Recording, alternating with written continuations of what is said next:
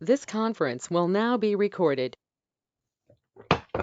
Awesome. Well, thank you, Tara. Thanks, everyone. We're excited for our second session today of our Go Beyond Sales Leadership Program. We have an awesome opportunity to have Keith Rosen here with us. Some of you may remember from Sales Kickoff, we had a great opportunity to have some really great feedback and conversation with Keith around coaching. As part of our continued development in this sales leadership program and investment in each one of you, we are really, really excited to have not only more additional time today with Keith, we're going to spend some time talking about some of those next steps specifically as it relates to the transformational leadership coaching workshops that we're going to be taking you through as an organization to help all of us get better at probably one of the most important things we do as managers, which is coaching our people and investing in our people and helping them reach the career trajectories and just the general human element of helping people get better is understated, and how important it is in creating, we hear the term culture a lot. To me, a coaching culture is one of the best things that we can create here at GoTo and continue to strive for. So we are going to dive right in. A couple things as a reminder. I know Dave mentioned this earlier.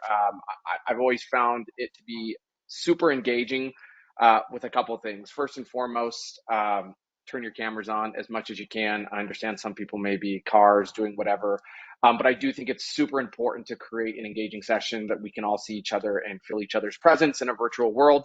Also, we are going to have some time for open Q&A. That does not mean that you should not put commentary into the chat. If you have questions, please raise your hand. We want this to be very, very interactive. A term I like to use a lot with people is formally informal. We do have some great questions that we're going to talk with Keith about. We'll also have some time. So if questions pop in your head that you would like to have Keith answer, we have about an hour today to spend time answering some of these questions and having the ability to do that. And as an always general just reminder, please mute when you're not talking, especially if you're enjoying like a bag of chips or something like that, that we all get to. I hope you get to enjoy them, but hopefully we don't all have to enjoy them with you. So with that being said, just remember to mute when you're not talking. So with that being said, before we kind of jump into some of the questions, I wanted to take a quick moment to really talk about Keith and just set some stage as to why we have Keith Rosen here with us, because it's such a great opportunity that we do. So I do want to set the stage, and then Keith, keep me honest. This is your opportunity to brag a little bit on yourself, so keep me honest. But just from a background perspective, Keith comes with a fantastic, fantastic pedigree as the CEO of Profit Builders, as really what we like to call the Chief Evolution Officer. And part of the reason why what he has done for organizations all over the world is his ability to really create best in class coaching training programs for companies. And not only is Keith just, he's not the latest kind of flavor of the week. And I think that that's really, really, really important. He really is the pioneer when you think about the leadership coaching training and everything that he's delivered over the last several years. I'll let you date yourself, Keith. That's territory I don't want to wade into right now. But with that being said, he's been named by people like Inc. Magazine and Fast Company as one of the 5 most influential executive coaches on the planet. That's super, super powerful. He's been on Mad Men. If you are familiar with that show, we're just super excited to have a lot of just absolutely wealth of knowledge when it comes to coaching here today with us with Keith. So Keith, we're excited to have you sit down with us and our sales leadership, spend some time today with your vast knowledge and get us excited for those transformational leadership workshops. Let's do it. Awesome. All right. We are going to dive right in here. And like I said, as you guys listen and are participating, feel free to put commentary into the chat. We'll be trying to monitor that. The last 15 minutes or so, we'll probably have some open Q&A, but feel free, we can monitor the chat for those as well. But, Keith, I think as we get started, as we think about kind of the end result of this is getting people not only excited, but a little bit more informed on the transformational leadership workshop that we're going to be taking them through. I think we live in a world, and I think at GoTo sales leaders, you can keep me honest here. One of our core values is we move fast. We move really, really, really fast. And in a world of moving fast, that can sometimes feel very, very, very chaotic sometimes it feels like we're just trying to maintain a daily routine. And raise your hand or feel free to react if any of you as leaders feel like, or individual contributors on the call, you're just moving at the speed of light on a daily basis just because that's what we do as an organization. Yeah, I think I can, hopefully every hand goes up. Yeah, absolutely. I think we've all felt that before.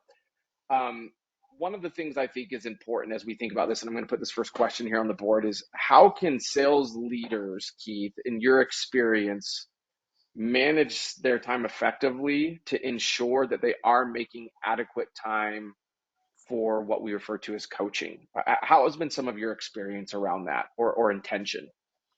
It's interesting you asked me that as the first question because as you were sharing that, I wrote down here, maybe we need to shift the topic here from sales leadership to time management and self-mastery, because that's one of the I think that's things all that, inclusive.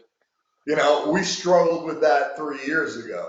Now today, and I got guys, listen to this comment I'm going to make. I want you to think about it, just reflect. Are you living at work or are you working at home? Think about that. If you're living at work, that implies you're not setting strong boundaries, and you're not able to distinguish between your personal time and your professional time. And as a result, all the personal benefits, the things that you love to do, your hobbies, exercising, always seem to take a back seat to that because we're moving so fast. And when I hear that, I would challenge every company, and I do. I said, what would happen if you didn't move so fast? Think about the things you're stepping over because you're moving so fast. And I think this ties directly into your question, Chris, is okay, well, if we're moving so fast, then how do we make the time for coaching? So Yeah. I think we need to even the playing field first.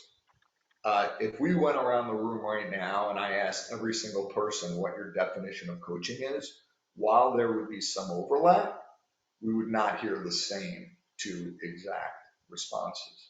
So I just want to make everyone's life super easy right now. I'm going to give you a very, very simple definition of coaching, not giving you the academic one. This is something you could remember every day, all the time. Keep it in front of you. Here we go. You ready?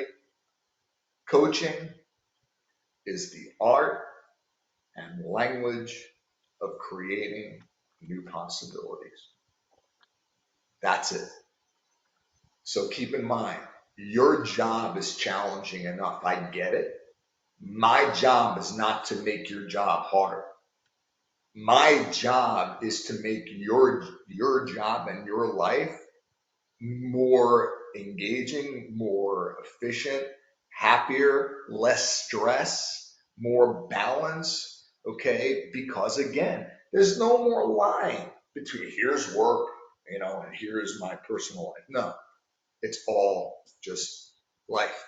So everything blends together. So when it comes to, in terms of making time for coaching, when I'm asked that question, I find that companies don't get coaching, especially the definition I share.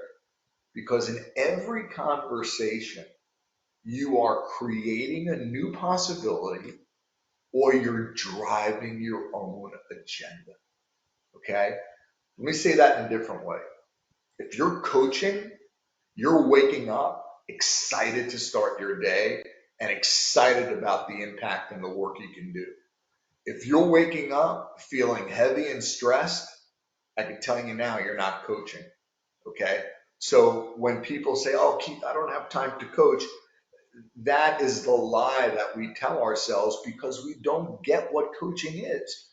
Coaching is not an event. It's not like, oh my gosh, okay, here's my calendar. Now, granted, I would, strongly suggest you have to schedule those one-on-ones with your people. But what about every day? You're speaking to your people every single day. Okay, they're coming to you with challenges and goals. You're going to them with observations and things that they need to do or try or change to improve. And then managers say, well, I don't have time for coaching. Well, what do you think that is?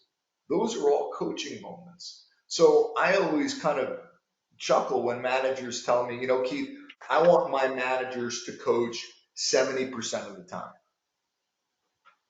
And I respond with, so you want your managers to coach 70% of the time. That's like saying you want your managers to breathe 70% of the time, because every conversation is a coaching conversation. Now, if you're having a reaction to that and saying, Keith, no way, coaching takes too long, well, then there's other opportunities for us to uncover how you can be more efficient and effective with your coaching. And it comes down to two things: being present and asking the right questions. And if you can do that, Yeah. what winds up happening is, rather than be the chief problem solver for everyone running around solving problems and putting fires out all day, which, by the way, are not your fires, you've adopted them now, okay? You can do that all day long, but you can't scale dependency, all right? Yeah. You can't have a line of people dependent on you for the answer. And your job here as leaders is to develop the future bench of leaders. That's why there are some up and coming leaders here, which I love, because now they're learning what they need to do to make that transformation from an IC, an individual contributor, to, a people manager. And that's a really, really difficult transition sometimes. So I think there's really two parts to this. I think number one, from the personal perspective, and we can call it one of the pillars of time management. I'm just going to ask you guys a question. You don't have to respond if you want, but how good are you guys at saying no? Now, I'm not talking about at home now, because that's important, but I'm talking about saying no to your manager, saying no to your boss, saying no to your customers, saying no to yourself, saying no to your peers. And I'm not saying running around and people are asking, hey, can you help me with this? And you're saying no. What I'm saying is there's an opportunity there to set a boundary. And back to my point, if coaching is the art and language of creating new possibilities, then rather than just saying no, it's about managing the expected interruption. I mean, let's face it, you're going to be interrupted all day. And then we're surprised when we get this interruption.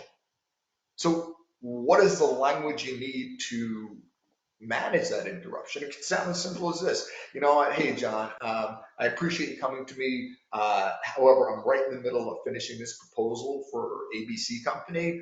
I should be done with an hour.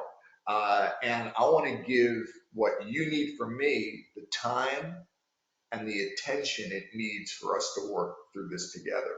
So is this something that we must handle right now? Or can this wait until I finish putting out that proposal for ABC company, when we'll have more time to focus on what you need from me? Who's going to say no to that? Yeah. And here's the beautiful part. As managers and coaches, from the time you set that boundary to the time you then re-engage, what might happen? They solve the problem themselves because you gave them the space to do it. Because if you give the space for people to solve their own problems, they'll do it. So again, moving fast, coaching is something that happens all the time, because selling is a language, leadership is a language, and the language is coaching. Just like if you want to learn how to speak French or Italian or German or Urdu or any language, we are now learning the language of coaching. So in the most simplistic form, that's what coaching is. So if you go back and say, well, I don't have time to coach, well, it's like saying you don't have time to talk. It's just the way you're now engaging with people to create new possibilities, because it gets really, really old and monotonous driving your own agenda all day with the same answers and the same people coming to you. So you can argue that you don't have time to coach, but then you'll have all your people lined up for the rest of their career looking for answers from you. You take a few minutes extra to coach. Now notice what I said, guys, few minutes, and now you're solving that situation completely. There's your lesson on time management. Awesome. No, I thank you. That there was a lot of awesome little nuggets in there that I know I was writing down as well. Couple things that really stood out to me, what you said there, and I'll actually ask for because I think I got it. Would you feel comfortable repeating your definition of what coaching was? I think the art and language of new possibilities, of creating new possibilities. But did I hear that right? Because I don't know if anyone else. I thought that was really, really great to hear that definition. Can you repeat that one more time?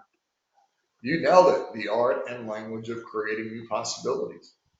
And just to make Awesome. everyone's life even easier, anyone here want to guess what the definition of selling is? The art and language of creating new possibilities. Yeah. See a connection I here? like what you did there. Like what you did there. Well, that's because you coached me on that. And the fact is, what people are doing today in sales, if they're not coaching their customers and they're doing what they did 3 years ago, your sales team is set up for failure. You can keep moving fast, but you could also keep moving fast in the wrong direction.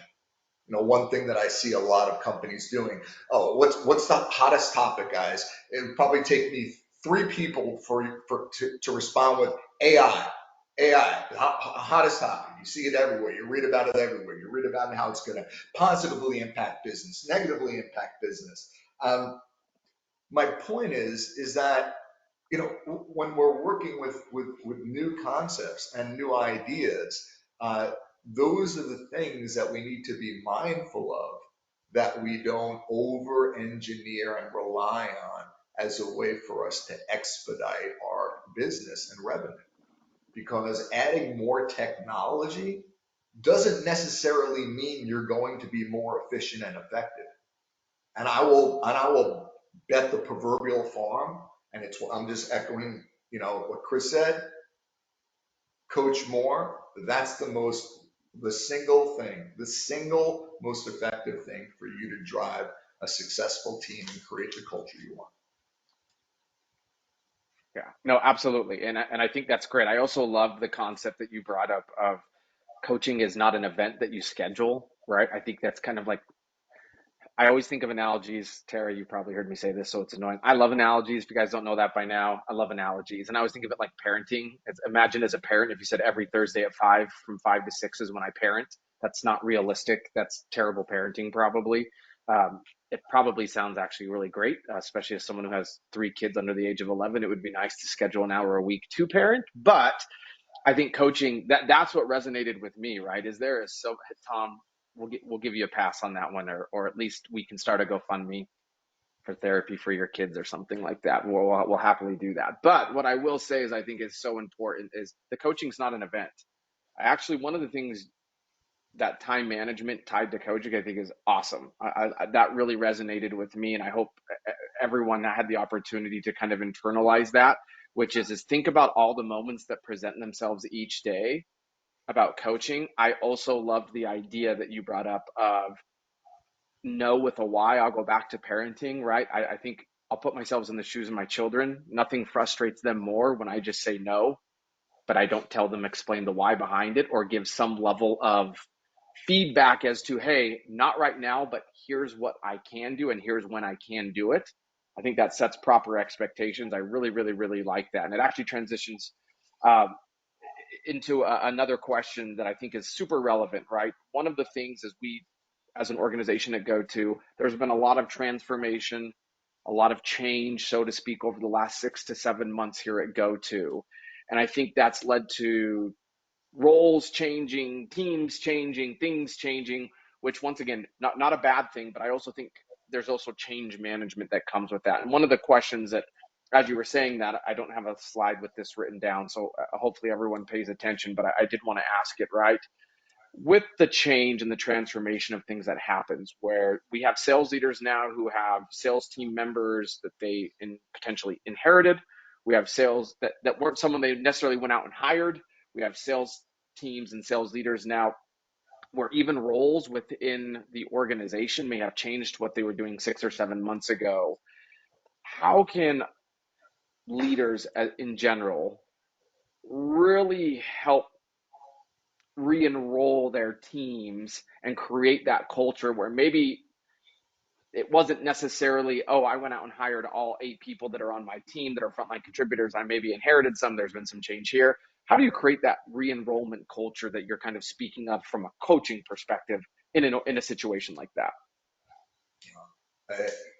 Whether you're a salesperson who's moving up into a management position and now you're adopting a new team, whether you're a manager who's working with a team and all of a sudden you're shifted to another team, or what about if you were a peer, which I know today, you're an IC, you're an independent contributor, you're a salesperson working with your peers, and then what happens when you get promoted and the team that you're managing is the same team that you were working on? These are all big changes that we don't manage, and I want to point out because it's really the essence of what I heard 3 times that Chris said, which is enrollment, enrollment, enrollment. And what's under enrollment is not the what, but the why. And that's the thing that leaders and salespeople step over. Here's what we're doing. Okay, great. Why are we doing this, boss? Well, because that's what I was told, and that's what we're doing. You know, if people want to keep their jobs, they'll listen, but think about the engagement. They don't know the why. And they certainly don't know the one single most important thing that they care about, which is what's in it for me. So if we talk about the language of enrollment, I'm going to give you a very, very simple model. In every conversation where you need to build trust, set trust, reset trust, reset a relationship, have what may be perceived as a difficult conversation, because I don't believe in difficult conversations. And the reason why I don't believe in them is what we're talking about. What makes a conversation difficult? It's the assumptions that you're coming into that conversation with that then drive your behavior. So if I had a conversation with Chris or Tara last week and it went really bad, which by the way has never happened, okay? And now all of a sudden, oh my gosh, we have to do another debrief this morning. I know it's not going to go well. What did I just do? Past experience, projected negative outcome. That's called an assumption. You know who the cousin or the sibling of assumptions are? Fear. Past experience projected as a future expectation, and in both situations, what is missing to get real cerebral on you is the present. So one of the biggest challenges that is root cause to, I don't have time to coach, I got to drive business, I have underperformers, they're not moving fast enough. It's because you're not present. You're always focused on what's next rather than what's now. And that's, quite frankly, not your fault. It's an occupational hazard. It's a global conundrum. Every company is result driven. How can you not be result driven? You have a target on your back. The result lives in the future, which means you default is always going to focus on what's next. And the last time I checked, life happens here today. So if you're not present, let's go back and connect the dots. Coaching is the art and language of creating new possibility. Where does creation happen? In the moment. Where do you create new possibilities? Well, not in the past and not in the future, in the moment. Active listening, happens in the moment. Co-creation happens in the moment. So said a different way, if you don't work on being present, you can't coach.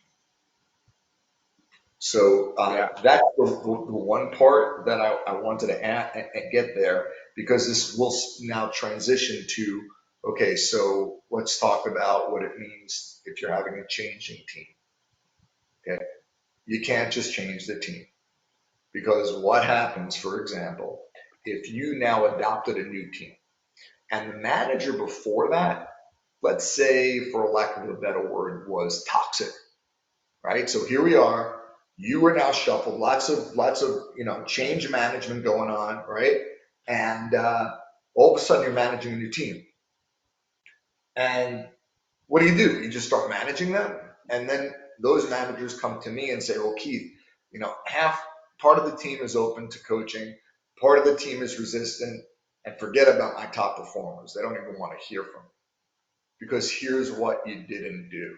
You didn't reset expectations.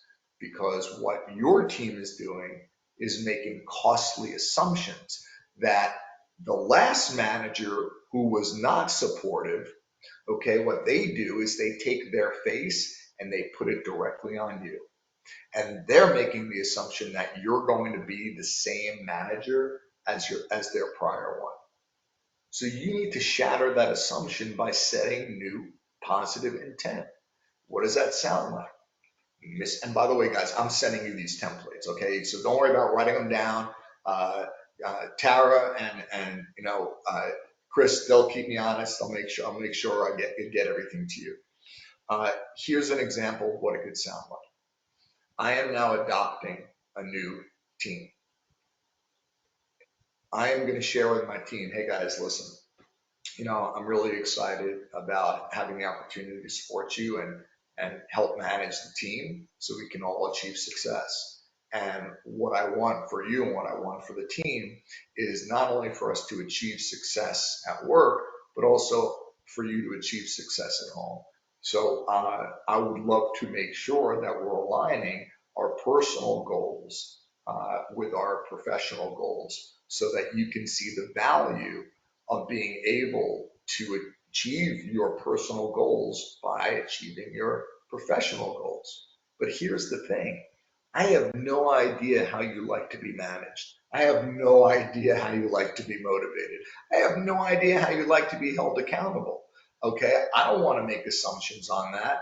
And I don't know how you were managed in the past. So what I would love to do is sit down, have a conversation about what we can do to design our relationship in the best way possible so that I could be the best manager for you. Are you open to having that conversation? Anyone here want to jump out and say, Keith, that wouldn't work? Of course it would work, because what are you doing? You're making it about them. You're telling them why you're doing it, and you're giving them the with them. What's in it for me? Of course they want to be more successful. Of course they want to tell you what their goals are. Of course they want to have a trusted relationship with you. That's all reciprocated. But nothing changes without a conversation. Yeah, I love that. I love that. And so many things also to impact from there, that scenario too, because I think a couple of the things that you brought up, right? And team that's on, feel free to raise your hand. I don't know, does anyone feel like a leader you fit into any of you've had to have or wish you could have had or would like to have a conversation like the one Keith just referenced? I know I think as an individual contributor, I would love to have that conversation with a leader. As a leader of people, I think that's a great conversation to want to have with people, because exactly like Keith said, and I want to tie it back to what you said earlier, Keith, because to me, the whole thing about trust, right? And the idea that assumption is the cousin of fear. I love that idea. And I don't know how many of you, and feel free to respond to this via, thumbs up or whatever. Think about all of us were individual contributors at one point. No one just started in this role. Did anyone ever remember feeling like you just didn't know, or you kind of were assuming things, or things were being assumed. Has anyone ever felt that as an individual contributor? I think we all have, right? Once again, it's a little bit of a redundant question, but sometimes we catch ourselves to the point because we were led or supposedly coached that way. That's kind of the role we thrust ourselves into as leaders. And I really like what you said, Keith, about, my thought also went to, let us break the chain of potentially bad coaching that happened to us as individual contributors and become the coaches we all hoped that we would have had as leaders. Because to me, that's one of the things that really stood out with what you said about being present, right? Tomorrow will happen, but there's also a life happening today. The way we get better tomorrow is by helping coach today. I really like that. Those are some of the notes that I took. It actually leads to another thought that I had. And you And Chris, if I can mentioned jump in there this. on that one for a Oh sec, yeah. because there's No, something else please, I please, just please. want to build on, just to really round out what you just shared, is not only do these conversations reset or set your positive intent, which builds trust and engagement, I want you to think about that right now. You're probably assuming, wow, whether I'm an up and coming manager or I'm a manager, I can have this conversation with my team. Well, guess who else you can have the conversation with? Your peers, Yeah. your manager. And here's the big one. You ready? Who's clairvoyant? You're going to guess what I'm going to say. Your customers. Think about it. How many times in life does one salesperson is managing an account, things change, territories change, comp plans change, and all of a sudden that one salesperson who was managing the account is now moved to another account, quits or leaves or is promoted. Now there's a new salesperson in there. If you don't reset expectations, all that customer is thinking, bad and good, is that you're going to deliver the same way your prior peer did. It's another reset conversation you can do. So great stuff, great stuff. I just wanted to round that out. And yeah, thanks, Chris. Yeah, I love that, and I love that. And I actually wanted to call out Phil. Phil, I think your comment in the chat is so powerful, specifically around creating a mutually beneficial where the reps get to be involved in some of the ideas. It actually made me think of that concept of people are best convinced by reasons they themselves discover, right? Those are things we talk about doing with our customers on a daily basis. All of that interconnects with the human reaction, right? We're all human. All of us are probably going to feel more bought in and embrace things more fully, to your point, when we feel like we're part of the decision versus being dictated, right? Um, Keith, as you mentioned that, and Phil, your commentary made me think of the same thing we talk about with our customers relates very much to our team members, which is telling feels like selling, asking feels like buying. Most people like to buy things. Most people don't like to be sold to. Even though the outcome is usually somewhat similar, to your point, Keith, you mentioned this earlier, people will do things because we all want jobs. No one wants to lose their jobs. So if I'm asked to do something by my leader, even if I question it or don't feel like it's going to be beneficial, I will do it simply because I care enough about my job and my family that I'm probably going to do it regardless. But is it a good experience? Who knows? So love that. Love that your comment, Keith Brinkerhoff, not Keith Rosen, about partners. I think that's great with partners too. And a lot of we sell a lot through our partners, and the ability to coach them sometimes is a great opportunity to expand just coaching against individual contributors within our organization. So I love that. Love that. Love that. I got to jump Um, in. You just hit please jump in. something, Chris, that is so critical when it comes to managing partner channels that I have, and I've worked with. I'm not going to say, I'm not pointing out whose partner channels are really effective, but I've come companies like partner channels, like Microsoft, Oracle, okay? Big partner channels, right? What I have noticed, and again, I'm not pointing it to them, there's a lot of companies, of course, that have this, that's how they sell and generate revenue, is that whatever the title is, BDM, business development manager, partner manager, whatever the title is, what winds up happening, and again, I am simplifying this for the sake of the conversation, is that that partner account manager calls or meets with that partner. Hey, Mr. or Mrs. Partner, how are things going? Oh, you know what? They're going pretty well. So how are we doing with volume and our trajectories in terms of the goals that we set? Oh, we're doing pretty good. We're doing okay. Is there anything you need from me that I could better support you to bring in more business? No, everything's fine. Okay, well, listen, it was a good conversation. Glad we connected. I'll talk to you next month. You just delivered zero value. In fact, you may have even hurt that relationship. Why? Because we never considered coaching them. Think about what Chris just said. There are so many parallels between professional selling and coaching, which is why when I deliver my leadership coaching program, inevitably a manager would say, Keith, you're talking about asking questions, but that's kind of what we do when we do discovery. And we need to seek to understand. And of course, we need to be present. Well, those all relate to sales too. And that's why the best salespeople today are the best coaches today. So just wanted to jump back to that and make sure that when you're having that conversation, you're always taking the time to reset. I'll make it even easier. If you're initiating a conversation and people are resistant, it means one thing: you didn't enroll them. And I have this little quote that's pretty powerful.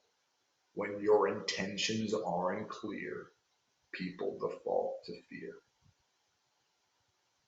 Okay? If I was your boss and sent you an email, and in the title of in the subject line it said in all caps, "Call me ASAP" with 5 exclamation points afterwards, you're not reacting with, "My boss wants to tell me how awesome I am." No, you're going right to fear. You're like, "Oh my God, what did I do wrong? Am I going to be put on a PIP? Did I just lose a client?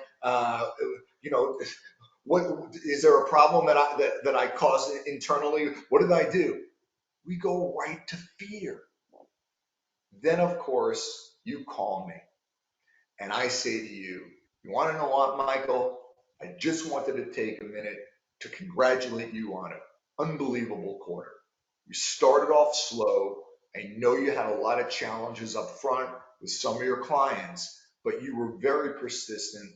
You were able to turn them around, build trust with them, and were able to hit your numbers this quarter. So I just wanted to take a moment to acknowledge you and applaud your efforts." You didn't see that one coming, did you? Why? Because when intentions aren't clear, we default to fear. So does your peers, your customers, your prospects, okay, and you. So that's why that enrollment of setting intent is really the foundation of building trust and alignment. So, Chris, I just wanted Yeah, to call. and as you mentioned that, no, I think that's great because as you said that, it also just for your kind of level setting from even some of the earlier sessions that we had. What you just said, I think, is really relevant to some of the sessions that we had yesterday, specifically around like the territory planning and the one-on-one and the coaching and the monthly reviews. These are built if we can set those expectations. I love that. And I would challenge every one of us, including myself, to start thinking about that more intentionally, which is when intentions aren't clear, people default to fear. I think it makes life so much easier. And I know we even have some individual contributors that are on this call that were accepted into the program, which is awesome. And I would even ask you guys, would you guys, I mean, I would hope every one of us would agree that having clear intentions on what is being expected of you, once again, my brain goes to all the different scenarios outside of this world that I feel like are related. And when you mentioned that kind of like gut churning email or text that comes from a manager that says, "Call me ASAP." I don't know if anyone's ever had like a family member send that to you. Your brain goes 1,000 different directions really quickly. It's like, Is someone hurt? Is someone dead? Or is the toilet overflowing? Like, what happened that you're telling me to call you ASAP? Your brain can go a lot of different places. So I love that intentions aren't clear. People default to fear. So I think being intentional, being clear. Muggs, I think you put in the comments earlier about explaining the why to me, and Keith, you mentioned that as well. I think really does help with that. I know we have a few minutes or so. So what I would tell the kind of group here is if there's some specific questions you have for Keith, start thinking about them. Where Keith will probably have time to do one or two more questions, then I'm going to open it up to the group here to ask some questions. We can come off mute.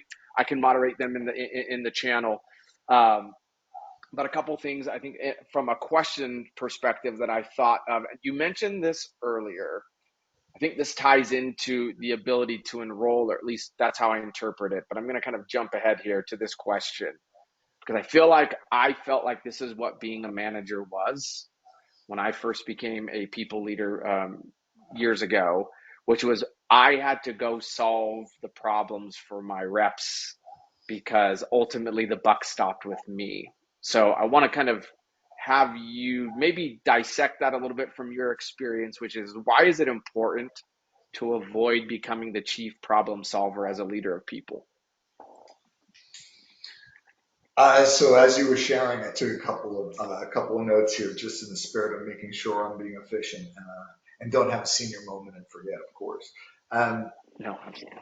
I often find that two things here. Number one, when managers say to me, Keith, I'm all into coaching. I certainly want to support my team, and I know there's not a manager on this call who's not coming from a place of wanting to support their team, their people, the company, your partners, your customers. All right. But here's the problem is that when managers come to me and they say, and this goes back to driving your agenda, what you're talking about before, Chris, when managers come to me and they say, Keith, I'm having a really hard time coming up with the questions that drive the person to where I want them to be, that's not coaching. That's called manipulation. Okay? That's Jedi mind tricking people. And nobody likes to be manipulated. So what does a manipulative question sound like, or what I call a loaded leading question sound like? Could sound like this. Hey, John, listen, wouldn't it be a good idea to call the customer and see what we need to do to deliver a compelling reason that's going to motivate them to call and motivate them to buy from us? And the salesperson's thinking, wow, I'm so glad I thought of that, boss. That's a great idea. I thank you for that coaching. No, you had that solution all over that question. No one likes to be manipulated. And that is why it does not matter if you have the perfect answer. Doesn't matter. And it doesn't even matter that when you're coaching them, they even come up with a solution similar to yours or shockingly better. Because what people say they own and what they hear they resist. Period. So be very careful of realizing, wait a second, am I manipulating people by trying to drive them to my agenda, which is not the definition of coaching, or am I asking questions to which I may not know the answer to? Then you're coaching, because then you're creating new possibilities. Love that. Love that. Awesome. Awesome.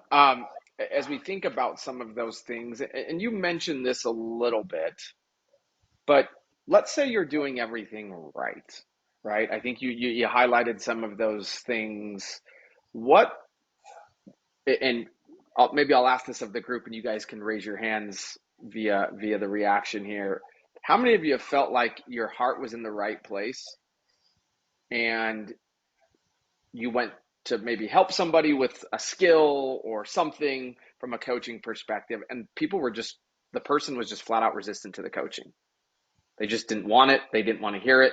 Maybe it wasn't the right day to have that conversation with them, but you felt like you were coming from the right place. So I think one of the thoughts I have about that is, the question of what happens when people are resistant to coaching? Because I think you kind of talked about a decision tree of two ways, right? Some people may just be resistant to coaching because we're doing bad coaching. But what if we're doing coaching from the place of, hey, you know what? I'm not trying to drive my agenda. Trying to help I'm trying to help you get better, or at least help you solve for something that I feel like is part of me helping you get better. And I think this kind of ties into enrollment a little bit. But what happens to people when they're resistant to coaching? So and you're saying going off the presupposition that your coaching is pretty good.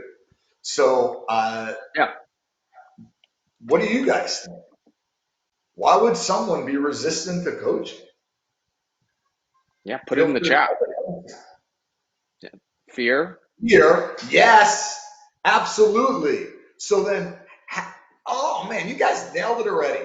Fear, lack of trust, had a bad coaching experience before, past this. Oh man, you guys are nailing this. I can't even read all the comments because they're all spot on. But that's the whole point. It's all based on prior experience or assumptions.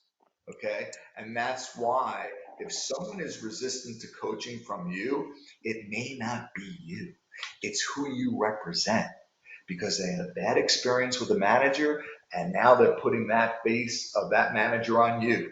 So that's what they're assuming, that they're going to be resistant to coaching and they're not going to share things with you, because one of the other things that people are resistant to coaching is trust. If you don't have trust, you can't coach anyone. That's what I said earlier. You can just hear things, people are just telling me things that they think I want to hear. That's not trust at all.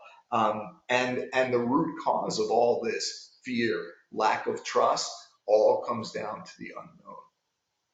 And the unknown is resolved by enrollment. Enrollment is the key to creating alignment in every conversation, okay, regardless of who you're speaking with, because it shatters fear and it positions you to take a stand for someone with positive intent. So when you have someone who's resistant to coaching, that's a conversation. And it could sound something like this, using the I'm sensing that statement. You know, um, uh, Jennifer, I know we've had a few one-on-one coaching sessions, and you're coming prepared, and I appreciate that. Um, but I'm sensing that there may be some reluctance to opening up a little more, so we can even do better work, so you can be more successful. Is there any truth to that? That's called the I'm sensing that statement. Great tool for coaching, great tool for salespeople to uncover objections. I am sensing that is not saying, hey, everyone else on the team is open to coaching. Why aren't you? Well, if you're looking for a way to put people on the defensive, that's how you do it. Instead, put it on you. Put it on you. My spider senses are tingling here. Jennifer, I'm just kind of getting a sense that there might be some resistance to to the coaching and some of the questions I'm asking you. And is there any truth to that? Because maybe they're not. Maybe it might be off base. Now you're allowing that person to validate whether your feeling is true. Now you can get deeper and uncover the root cause and then move into what the situation is, which is, you know what, I had a bad experience before, and you know what, last time I had coaching with a manager, they actually shared everything with HR, and I'm like, why would I ever want to be coached if this is about the HR compliance thing and you're going to report on me? Well, first of all, bad. Second of all, if there's one thing of several that I want for each of you to walk away with, is this: never institutionalize coaching. Never. Because once you make it a compliance thing, people will resist it. That's another reason why people are reluctant to coaching. So how do you break it? You hit the reset button. Mr. or Mrs. Coachy, um, I know we talked a little before, and I know you had a bad experience being coached before, and you mentioned to me straight up you weren't really, interested in wanting to be coached, and I could certainly understand that. However, what I want for you, very empowering statement. What I want for you. There's coaching language, taking a stand for someone. What I want for you is to have a positive experience coaching and for you to see the value both personally and professionally in achieving what matters most to you. So I was hoping, and here's the language, and I'll send this template, we can hit the reset button on our relationship so we can design it in a way where it's mutually beneficial. Guys, how cool is that? How cool is it that, the one quintessential saying that's global, you don't have a second chance to make a first impression. I call BS on that. Yes, you do. Because if you messed up the first time, you can always say, you want to know, John, I was reflecting back on our last conversation, and you know what? I think I owe you an apology. I think I said or did things that may have upset you, and I take responsibility for that. So I'd love to hit the reset button on that conversation and have it again. Are you up to it? Guys, the beautiful part about enrollment is you can always set and reset conversations, uncover people's individualities and motivations, and create that alignment so that everyone now is focused towards a shared vision because they see what's in it for them. Yeah, no, I love that. I love that. There was a lot of also great things that you mentioned there. I love the idea that you brought up about the I am sensing. As you mentioned that, it actually made me think of a friend of mine several years ago. He and his wife were going through, just your standard couples therapy, and I'd asked him how one of the sessions had gone, and he had actually said, "Oh, I actually learned something that I never thought of before." But he goes, "I realized I was doing this in a lot of my interactions with like my family, even, which was I would always lead conversations with, you always do this, or every time this is what happens." And what the therapist told them was that is instantly putting up the defense of the person because you're instilling this opinion based thing of, well, I don't do that every time, or I don't do that all the time. And what the therapist said is the the way to have that in a disarming that feels like interaction can happen is exactly what you said, which is when this happens, I am sensing this or I'm feeling this way. And that is a much more conversational aspect. I love that you mentioned that, and it made me think of that when you talked about the I am sensing. Um, I also really, really, really liked what you said here about hitting that reset button because I think most of us, I know I'm living proof, and you can probably ask my wife Stacy this, that if first impressions are all you get, you probably would be really have a lot of problems in your lives with friends and family. So I am living proof that you get second chances or second first impressions. So I love that idea of hitting the reset button. I also really liked something that you said about institutional coaching. The minute coaching feels like a task that I'm supposed to do because I carve out X amount of time each week with each one of you to do that. You kind of hit on it earlier, but I'm glad you reiterated that point. And that would almost be something I would challenge all of us here at GoTo to think about coaching, not as we talked about it not being an event, but I also think when it feels forced, it doesn't feel natural, right? It doesn't feel good. And I'm going to probably put up a wall and go, if I'm the individual contributor, I'm probably going to say, I'm going to just say yes to everything so I can get this over with as soon as possible because this doesn't feel good. So I love what you said there about that. Looking from a timing perspective, we probably have time for maybe one or two more questions. But as I mentioned to the crew here that's on from GoTo, we'll have you guys start putting some in the chat and come off of mute. But in one kind of final question, Keith, as we get ready from you from the prescribed questions here, one of the things I think about is, everyone on this call is going to take part in your transformational leadership workshops that we're going to be sending some more details out after this session from Tara and I. But in thinking of, this has been a ton of great information that you have shared. I feel like a lot of it's actionable things that we can do today. What would you recommend this group of GoTo sales leaders can start doing now to help them prepare for those sessions that are coming up, things that they can start doing to help create more confidence, even in themselves and each one of us, as we get ready to kind of move into that more focused workshop type of environment. Okay. Aside from hiring a coach or enrolling your manager around the coaching that you need, uh, I am going to share with you guys something you could do right now. And I baked this and put this together with surgical precision because I got so tired of hearing from managers, I don't have time to coach. So I created what I used to call a 60-second coaching strategy. I don't know, you guys time it, and I'm from New York and I talk fast. It seems that it's a 30-second coaching strategy. So let me share with you this. Here's what it sounds like. Someone approaches you with a challenge, your typical day. You have a choice. You can go this way and be the chief problem solver, and you'll be solving problems for that person their entire career. Or you can go this way and stop and ask a question, just one question. And this is what it sounds like. And I'm going to send this template again to everyone.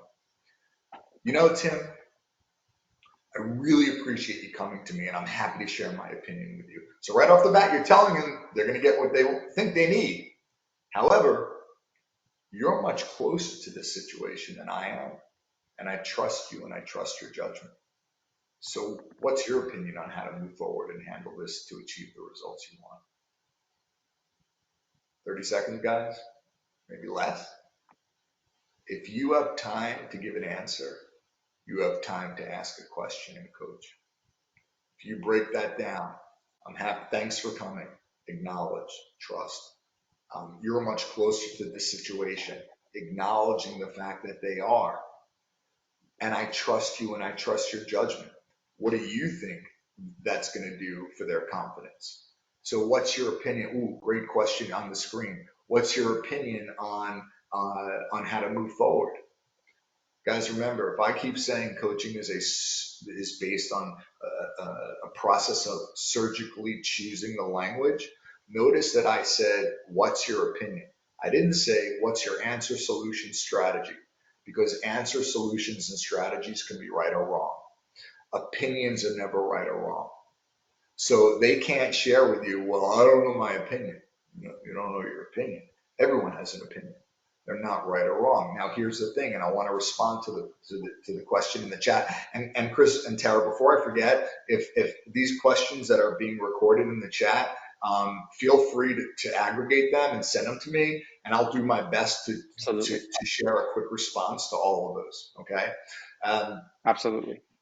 So now you're using the 60-second sales coach. When you ask an opinion, they have to give it to you. Now, one of the questions that an astute manager shared was, well, Keith, that sounds great, but what if they give you the wrong opinion? You're just going to let them go and hang themselves? Of course not. Okay.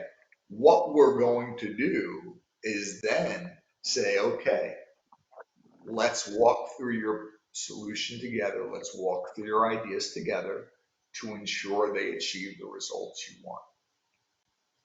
So that satisfies the, okay, Keith, they gave me a fully baked answer.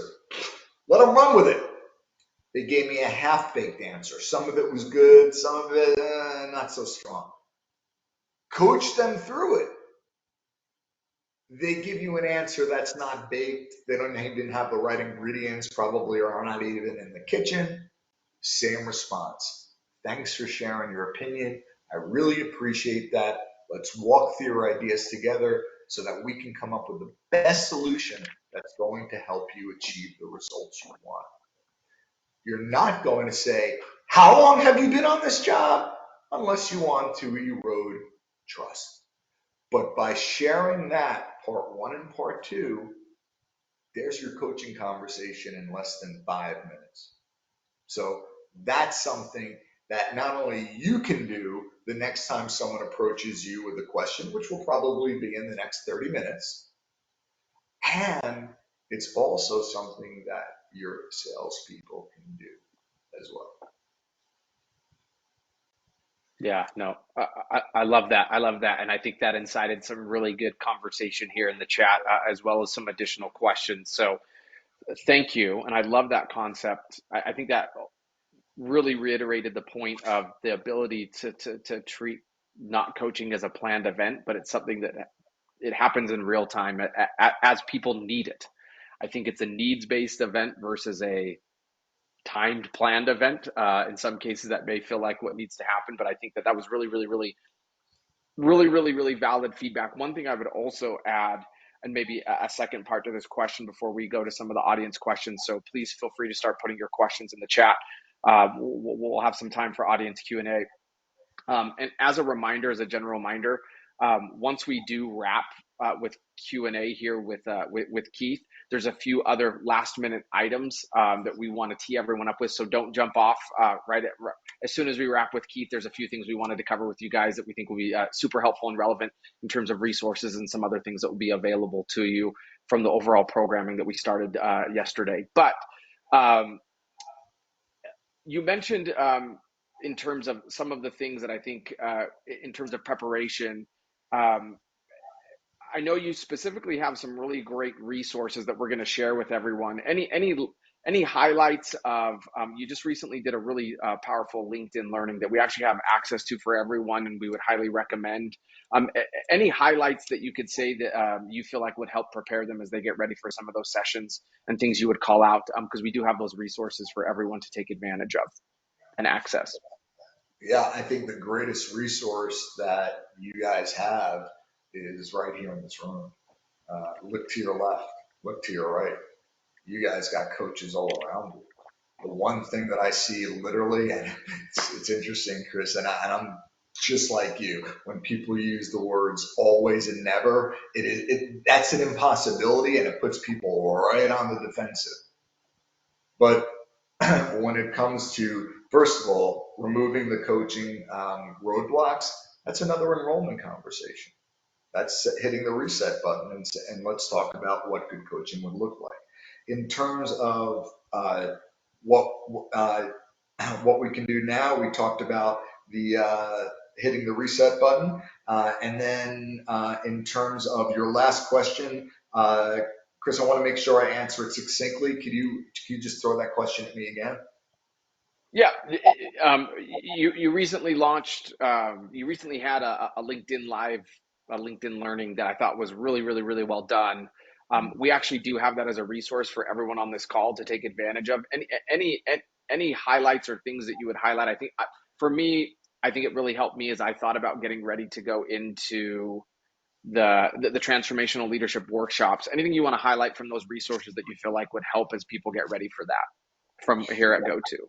I think number one, as I shared before, there's a lot of intellectual capital on this call. Reach out to your peers. Many people here feel you're going through all this stuff alone. I promise you're not. And one of the things that we're actually going to be doing proactively is pair you up with an accountability partner, so that in between our sessions, you get to work with a peer on getting great coaching, on giving great coaching, and also being held accountable for what you said you're going to do. And by the way, guys, oh my God, more homework? No, this is stuff you need to be doing as a leader anyway. So first thing, peer-to-peer coaching. Second thing, start using the 60-second coaching strategy immediately. Third thing, when it comes to enrollment, remember, if you're having a conversation with someone and you are initiating it and it does not go the way you want, or there is resistance, it means one thing: you didn't enroll them. So you can always go back and say, okay, there was resistance there. How can I re-enroll them? Because you can always go back and reset every conversation. So I think the final thing that I would want to share, you'll be getting the resources from me. Make sure we are connected. Twitter, definitely on LinkedIn, because I'm always posting new resources on LinkedIn as well.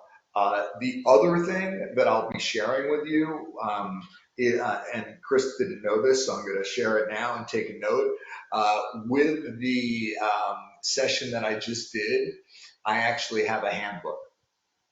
So I'm going to send that to everyone as well. So you're going to have basically a condensed Cliff Notes of the coaching framework, of enrollment, of the conversations you need to have, many of which we talked about. It's going to be right there in the document. Okay. So, let's see. Chris, are we missing anything?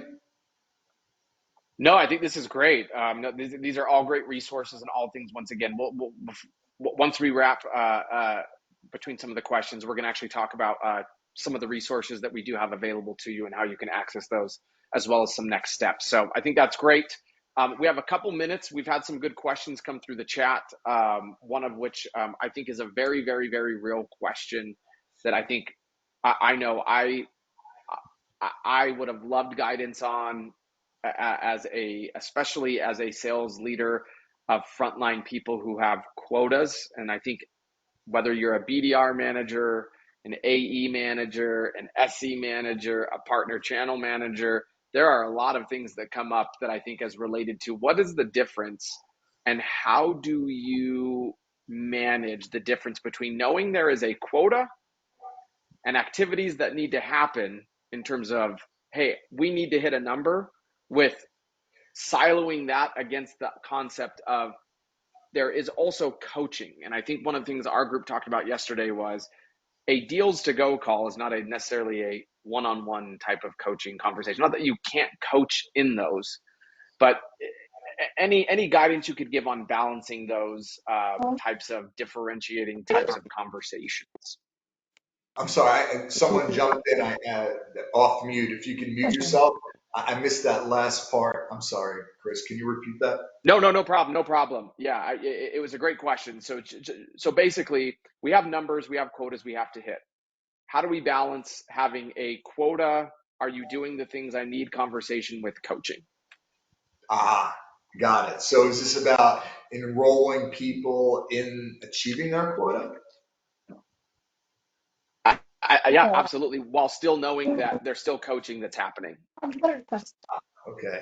And are there some instances where there might be some reluctance to people achieving their quota?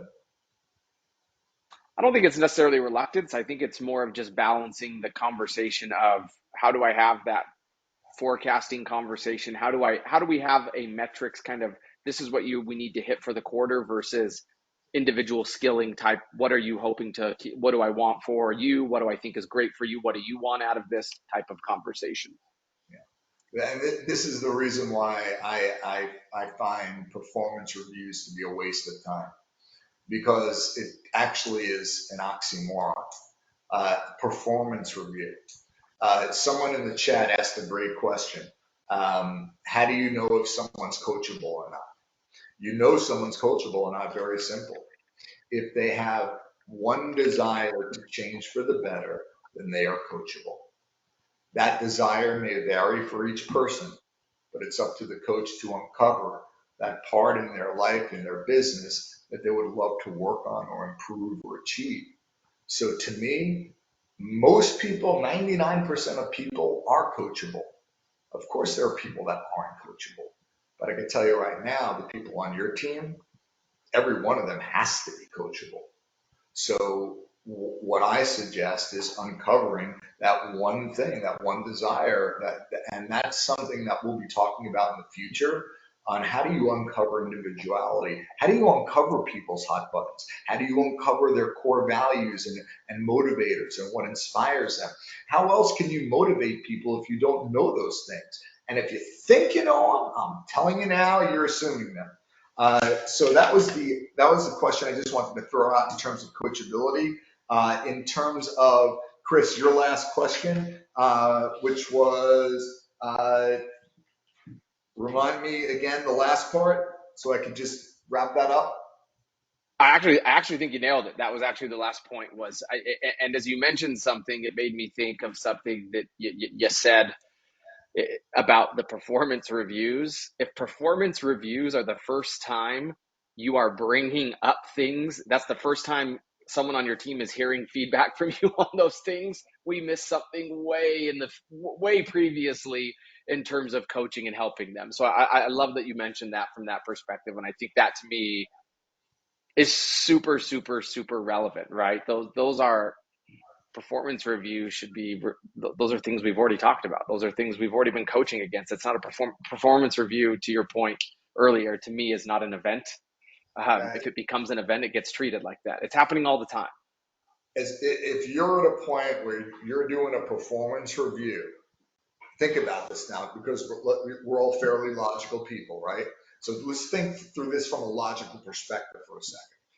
You're not coaching consistently. ABCs of leadership, always be coaching. Every conversation, right? A quarter goes by, you're now going to do a performance review. How do you do a performance review? Okay, well, let's check your activity and let's check your results. My friends, that is not a performance review. That is a result review. If you want to have a true performance review, it requires you actually understanding how they perform. And the last time I checked, the only way any coach can assess how a player performs is by observing them.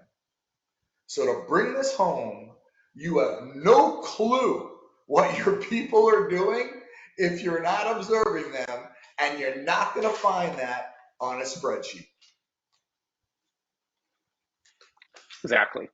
Exactly. And I love that. I absolutely love that. You're not going to find it on a spreadsheet line. Yeah. I think And by the way, to the another point. question, Chris, that popped up, which is how do you coach the veteran rep, the senior rep? You don't have to be better than your people. Think about, coaches and basketball coaches, right? They're not always better. Football coaches, they're not always better than their players. Most of the time they're not, okay? You don't have to be better than your players. You just have to be really good at observation, because even the best players, the best athletes in the world, when the coach is on the sidelines, they're still finding things where that top world-class player can improve. Guess what? Yep. There are things that your top B player, even C's, that they can improve, but you're not going to recognize them unless you don't observe them. Okay? And if we don't observe them, we're making assumptions. Okay? Because when your players, when your salespeople, when they're playing to win, when they're on a call, they're not playing to win and self-diagnosing at the same time. They can't do that. Okay, that's why Right. when you're observing a top performer, you will find blind spots that they didn't see themselves. And that's how you coach a top performer. Yeah, no, I love that. I love that. As you mentioned that, it always made me think of and just from a timing perspective, any questions that we didn't necessarily get to in this chat, we're going to aggregate them, like Keith said. We'll make sure we have opportunity, so we have time to transition to the next part of the program here. But one of the things in closing, as you mentioned, Keith, about that, and it was a great question by Mark, I think, that asked that in the chat, right? Your seniors is, I remember hearing it from a coaching conversation early on in my career. One of that we had a top performing rep on our team who basically wasn't showing up at like team calls. He showed up late every day because he had an early tea time, but he always hit his number. And I specifically remember thinking, well, that's not fair. And I remember we had a manager that struggled to manage that whole situation. And eventually they brought in a new manager. And all of a sudden, this person started showing up and doing all the same things that everyone was doing. And it made me think of, and the reference that was used was, if you think about guys like Michael Jordan, Kobe Bryant, Shaquille O'Neal, all of them were theoretically better than any coach that they had, but they didn't start winning until they got a really good coach. They all started to win titles after they brought in the consummate coach, which was Phil Jackson. He came in as a coach and brought a culture of, let me help you. Just because you can sell a lot of deals or make a lot of baskets doesn't mean you don't need coaching. We all do. Everyone does. And we all do it. Tiger Woods has a golf coach. He's the best golfer around. Well, some people might argue with me on that, but he has a golf coach. We all have things that we need to get better at. So, Keith, um, in closing, I want to say thank you so much for this session. I have pages and pages of notes of things that I've been taking about things that I know I could get better at. So I appreciate this. Also got me really excited for the leadership, transformational leadership workshop that we will be having coming up, as I mentioned, Tara and I will be getting invites out to everyone. We'll confirm some of those dates as we move forward. But with that, one final thank you, Keith, before we hand it back over to Tara. Thank you so much for the time today. This has been, once again, extremely informative and very beneficial. Thank you to everyone who's been able to put information in the chat and be engaged. This has been super, super beneficial. So thank you very much. Tara, back over to you. Thank you, Chris. Thank you, Tara. You already did all the thanking for me, so I want to thank everyone for being on this call. I know how busy everyone is, and I always admire the leaders that are truly committed to being here. It's a testament to your growth and to your commitment to your team, to your company, and to yourself. So I just want to leave this final thought here as a mindset of what the best companies are thinking. People create the mindset. Mindset shapes behavior. Behavior defines culture, and culture determines success. And that is why the primary objective of every organization is to make your people and your customers more valuable every day. So thank you all on that note. Hopefully you've all become more valuable with what you've learned that you could then transfer to your people and to your customers. Thanks for your openness and for your coachability. And I look forward to reconnecting with you soon. Thanks again, everyone. Always be coaching. Thanks, Keith. Thanks, Keith. Awesome. As Chris mentioned, we are really excited